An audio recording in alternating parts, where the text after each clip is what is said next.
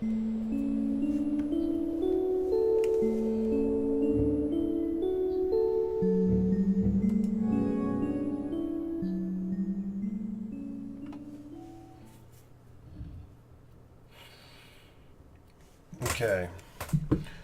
I am trying to continue work on failure that I've done with about love, hate, and the other ones, right? Trying to work off what I've revealed about failure from that game. So far what I have is there are two forms of failure, avoidable and unavoidable.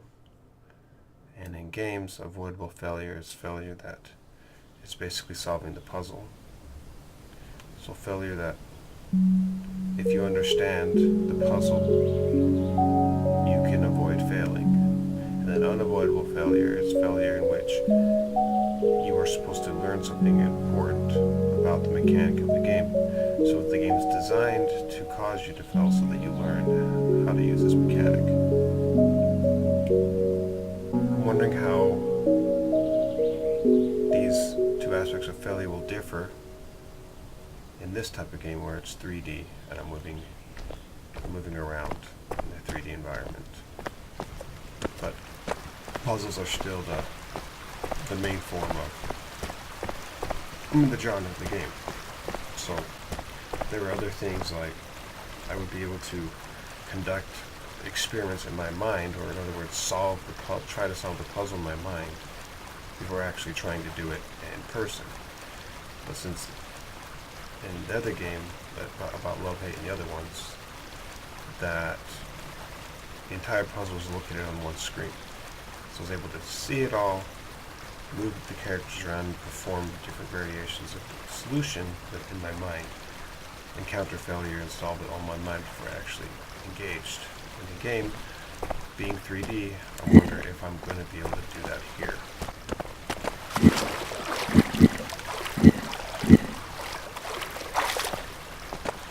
So this game's called the Atlas Cube, and so I'm assuming so far I've only run into one cube, but the entire game involves one cube. Who knows? So far I've run into no failures yet that I can think of. I'm really curious how this game's going to communicate failure to me. In the end, well, I'm assuming that's the save spot. In the other game, the failure is communicated by me having to restart the level, or by having to push the back button, right? Of course, I couldn't die in the other game, so the failure wasn't communicated with death.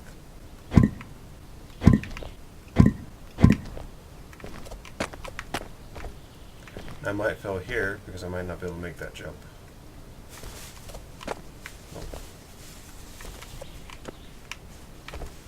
Oh, see, that was a failure. But then I already explored that failure from the other game. That's a failure of execution. There are two possibilities of failure. The failure of execution, which is just not pressing the jump button at the right time. I also have a possible failure of not placing these cubes in the right location. And then I wouldn't have understood that being failure until I tried to jump and wouldn't have made it. So now I'm starting to get an idea of the shape in which failure is going to occur here. It's going to be more spatially involved since it's just 3D. I don't know what that does. I think I have no option.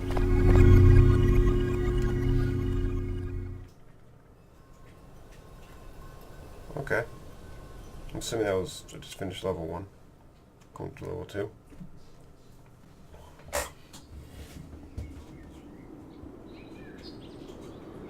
It's beautiful. It's a really beautiful environment.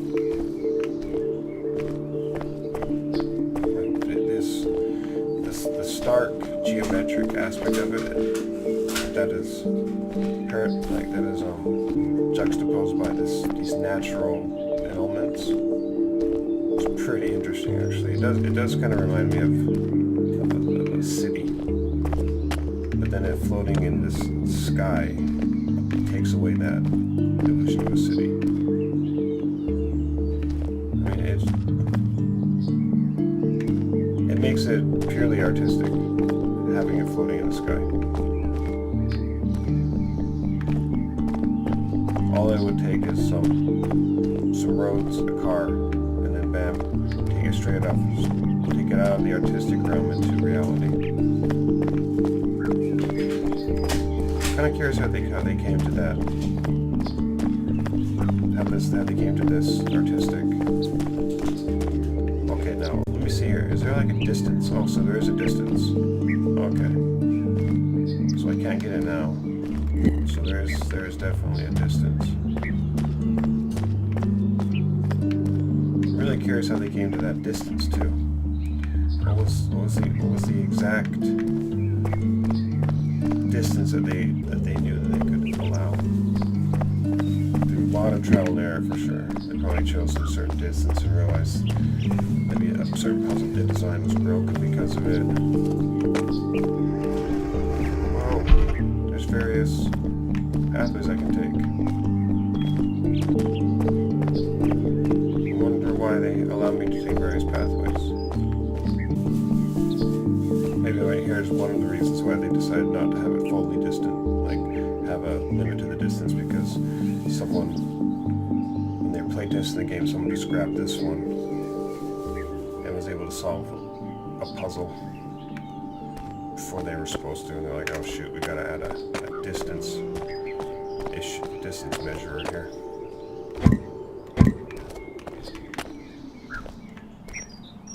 Oh, now I can't grab the other one.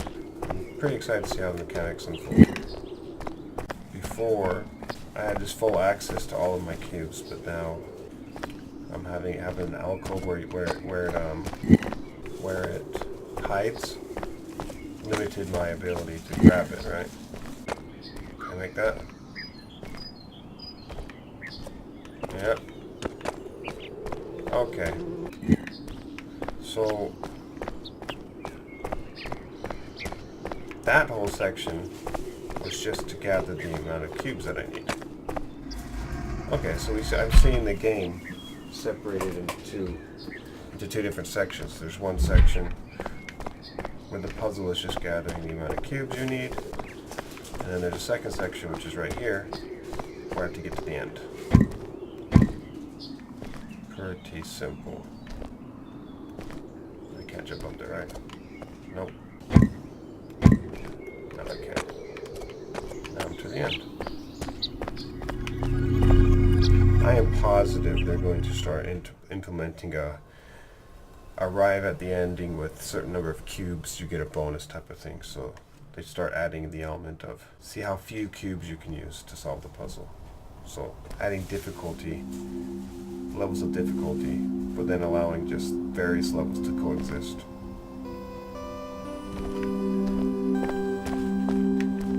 But still haven't really experienced any type of failure out of the norm. Like, so far the only types of failure I can predict would be spatial, like I said, just positioning cubes a certain way, but realizing that they're not close enough or whatnot. But even then, it's pretty simple. I realized in terms of jumping up onto a ledge, I can only jump onto a ledge that's 1 cube higher. 2 I can't make. But I haven't been able to measure exactly how many cubes across I can jump. I'm assuming max 2. Like right here, I can't. So I see 3 here. So 2, I guess I just found out here. 2. Yeah, I can jump max 2 cubes.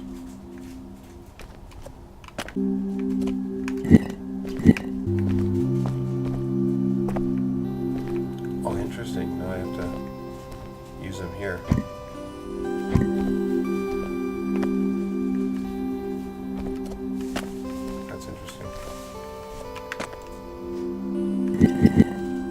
Right now that was a puzzle to gather the cubes.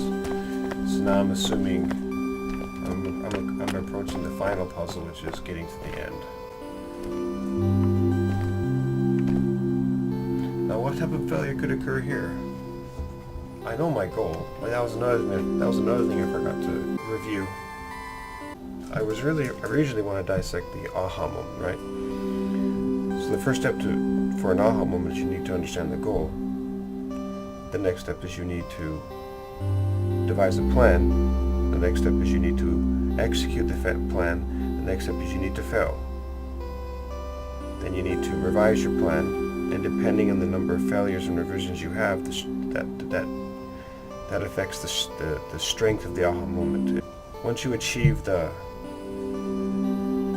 goal, if you failed once, your aha moment of achieving the goal is going to be almost non-existent, because there wasn't a moment when you had to like really rethink your plan or just kind of doubt your ability or whatnot.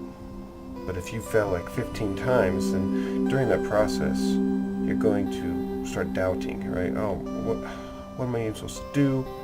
Is it even possible with this idea? Do I have to you may have to like take a break, go jog. Then once you have experienced enough failure, then when you finally do achieve the goal, it's going to be a powerful aha moment. So aha moments are then defined not as a moment when you find the goal. They're better understood on the spectrum of degree. There's moments you achieve the goal after a little minimal failure where you don't even consider that an aha moment, and then there's moments when you achieve the goal after a lot of failure, which then you consider aha moments. So then this begs the question, well, is there a degree? Is there an actual point when the achievement of a goal is just the achievement of the goal, and the achievement of a goal is an actual aha moment? And then I was also exploring a way of measuring the difficulty of a problem by the number of times you fail at solving it. So here, the goal is clear. I need to get on top of that ledge. And the only ways in which I can fail is putting the blocks in the wrong place. So say I put it here, and then realize I shouldn't put it here, so I take it back, and that's a failure. But then it doesn't really feel like a failure, because it's like trial and error. But it's so simple. Bam, trial, error, take back. There's no death occurs, there's no moment where the game communicates to me anything beyond nothing. It doesn't communicate to me anything. It's all in my head.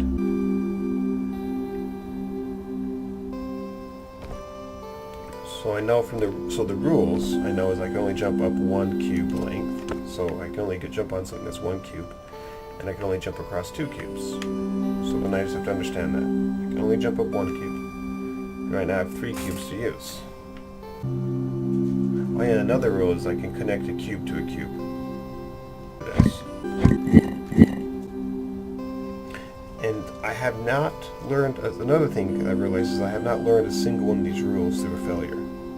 So there have been no unavoidable failures in this game yet. I have to clear a wall that's the size of 5 cubes with only 3 cubes.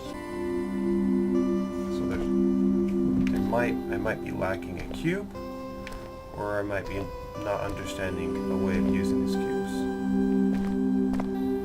So here is a potential for an unavoidable failure, which of learning something about the game that I must understand, a new mechanic. Work. Oh, execution failure, hopefully. Oh no. Can't make it. Oh, I just failed. Okay, awesome. Good. So, even though, according to the rules in my head, this met all those rules, I still failed. So I learned something new. I cannot make a jump that is 1 cube higher than where I currently stand and 2 cubes across. Oh, look at this. Just gotta do this. Take that now. Oh, and use it. What? Should be able to make that.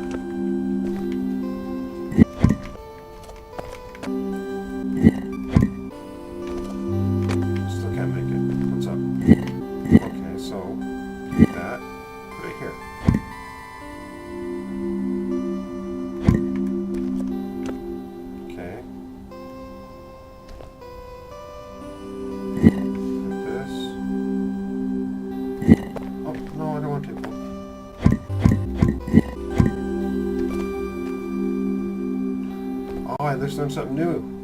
If they're together and you take them, they both go. You can't just take one at a time.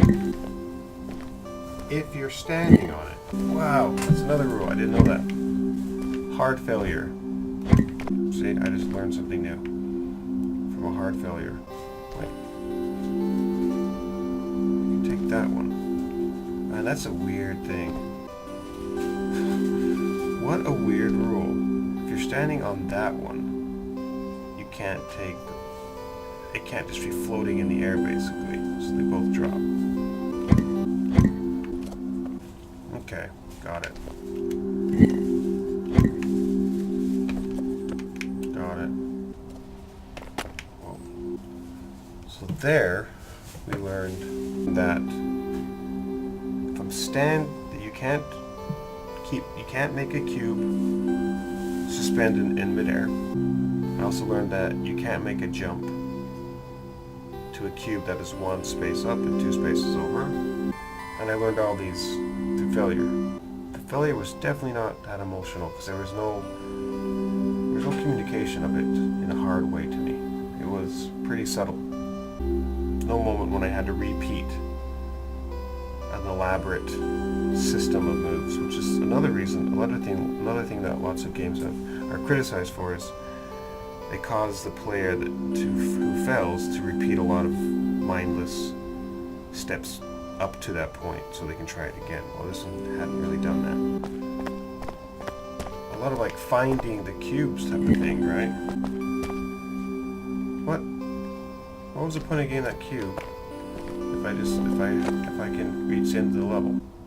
Why would they allow me to get that cube? There must be something I'm missing.